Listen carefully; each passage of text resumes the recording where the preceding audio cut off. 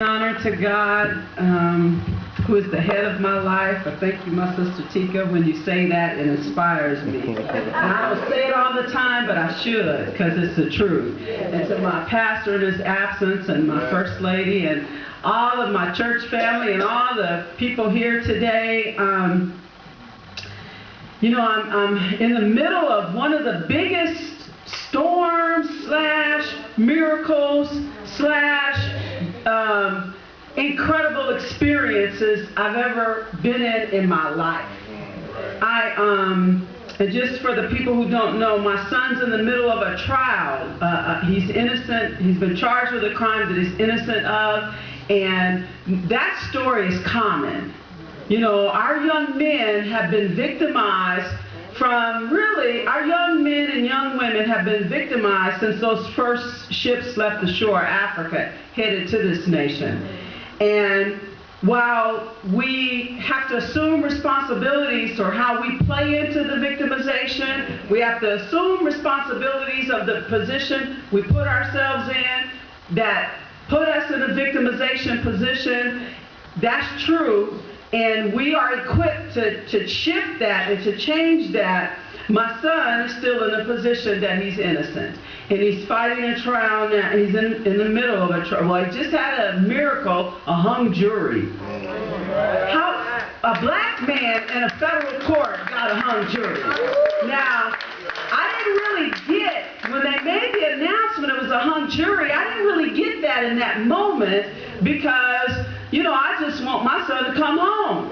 You know, and I didn't understand that the dynamics of a young black man in this country receiving a hung jury in a federal court is unheard of. That's right. Federal courts are set up in a way just like state courts, just like county courts, to make sure the men and women who look like us, who land in those courts, get carted off on a van or a bus to some county jail, some state prison, or some federal prison.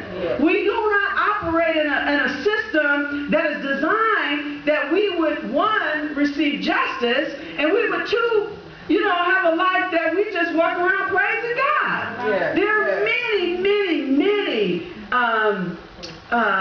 problems and issues that are mounted up against us just because there are people who really just don't like the way we look. It's just that simple. There are people who are threatened by our ability to serve God no matter what. There are people who are threatened by our abilities to get things done that other people just sit around and dream about. And I spent years not really understanding that or knowing that or even believing it. But today, I'm very clear that there's a minister, I'm not going to mention his name because I don't want to offend the Christian community. And I have manners. My parents taught me well. But there's a minister who said, you know, that beautiful black man in the White House might not get a lot of problems or get some problems because he's there. There's some people who won't get to him. A lot of people who won't get to him. But that young man and that young woman on the streets of this country is going to go through hell. Those young people who walk up and down the streets every day are going to go through hell just because there is an African-American man in the White House. Now, I've lived to see that be true. I'm not confused about that. So my responsibility is to not inform my young people with a bunch of lies. I have to tell the truth. I have to say to my young people, do not go on the corner.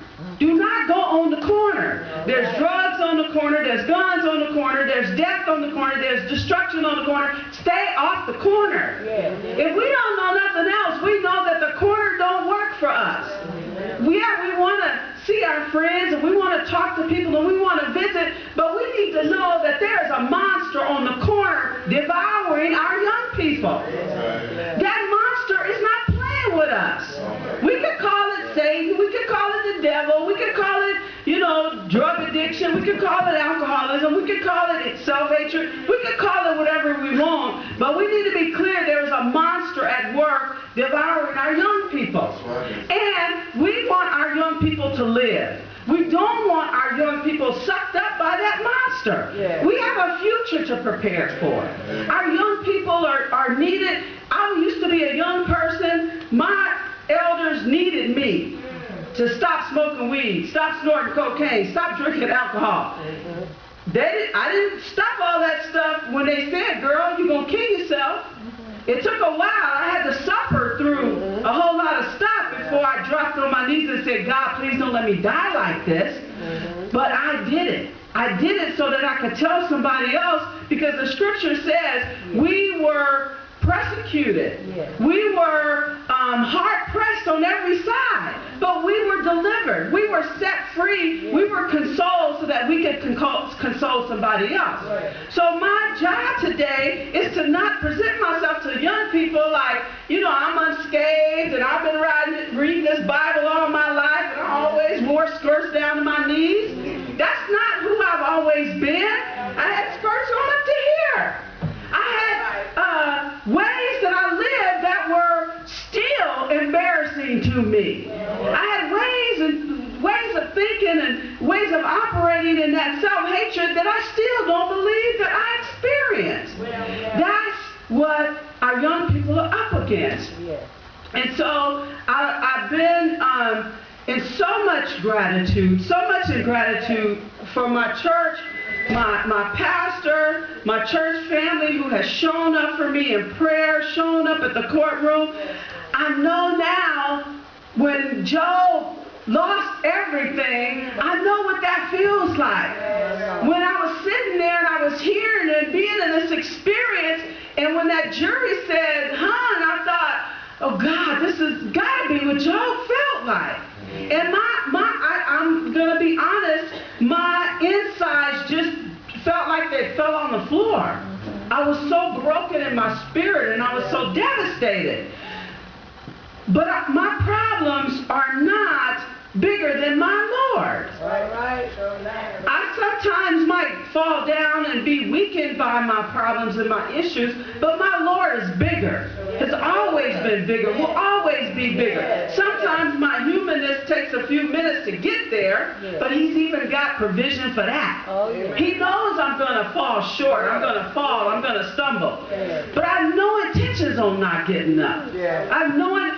In 1967, this San Francisco is where I'm from, was flooded with drugs, was flooded.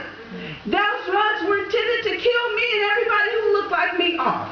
Well, look at what happened. There's a church full of us sitting here, and this is just one church. This is just one church. The church across the street full of us. And all over the Bay Area, and all over the state, and all over this country. And we need not be confused by what we see. Don't let the lie, like they say, don't believe the hype. I don't believe the hype. I don't believe the hype. So I'm in gratitude. My family's meeting up at my daughter's house. We're going to rally around each other and give thanks and praise that we are in the middle of a miracle. We are in the middle of a miracle. And I'm not the only mother in this country who's sitting in the middle of a miracle. My son's story is going to keep some young man from getting out there. My son's story is going to keep some man alive because he's not going to take the risk that would put him in a position to land at the hands of some people who don't mean him well. So, Pastor, from the bottom of my heart, I know we change things around. I just feel like I'm like a pressure cooker. I got all this stuff that I got to get it out somewhere. And, I just keep saying, okay, God, but, I try to sleep. I can't sleep. I'm not eating too much because my heart is so full. And I told my son yesterday when she said, Mama, tell everybody I love them. I love them. He said, Mama, you just don't know. I can't wait to get to that church. I love them. He said, Mama, man, this is making a believer out of me, Mama, this whole situation. I said, and that's how God works, honey. Those things that were set up to destroy us are used for our good. I said, that's it in a nutshell. I said, you done got what a whole lot of people live and never get. You got it, son. So just tell God you ain't going to lose it. And let your life give show what God is doing in your life. That's all you got to do, son. And apparently, he wants you because, and I say this, and I say it because I have a lot of pain in my heart when I say it, but I like young people. That's why I'm saying it now, because there's some young people here. Every one of my son's friends are dead. Every one of them. Every single boy he went to school with, he hung out with, he played with, is dead. That's how bad the enemy wants our children. That's how bad they want us. And so I say that so that people are not confused about what we're up against. But so that they get, though, that the scripture says we were perplexed, we were hard pressed on every side.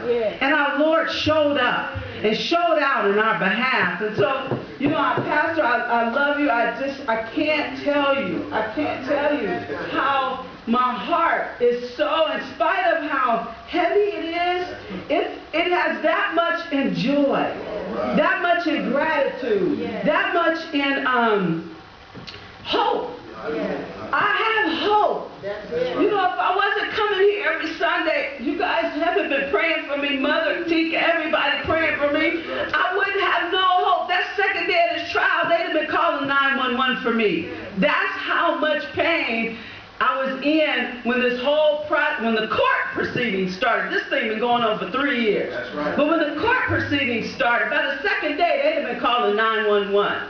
But instead, I was supported on every side. I was lifted up in prayer. I was lifted hugs and pats and, you know, big sister, eat. You gotta eat, big sister. You gotta, I can't eat. I was just dizzy.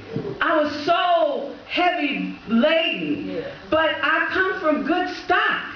I come from Christian stock. I come from people who said, look, get up, because you're going to church. I don't care how sick you are. You was playing outside yesterday. You're going to church today. I thank God for that. I thank God for that. I'm going to take my seat and I'm going to leave. I have to go up to Vallejo to my family. That we need to, as a family, hold each other and pray my son up. And thank God that we're here. That all of us is here, that he's not going down this journey by himself. So I've shared all that. I know there's young people here. Your life is valuable. Your life is valuable. Do not let nothing out there tell you that you aren't worth it. That's right. That's right. Your parents, your grandparents, everybody, we love you. I don't even know you and I love you. I want you to live. I want you to grow. I want you to show the world what we're made of. Don't let nobody fool you. I got fooled early in life. I developed self-hatred that was so big I couldn't help but get on drugs. Don't do that. Don't do that. That's the lie. That was the life Satan designed for me long before I got here. He wanted me to be dead today. He wanted me to be nuts in Napa, pushing shopping carts. You don't have to do it. Don't try it. Don't listen to nobody. Don't take. Please, don't even look down that way. When you see the crowd out there, you let them know I got business to handle. I got a family to represent. I got people who love me, who depend on me. And show up in your life. I love you. I love everybody. Thank you.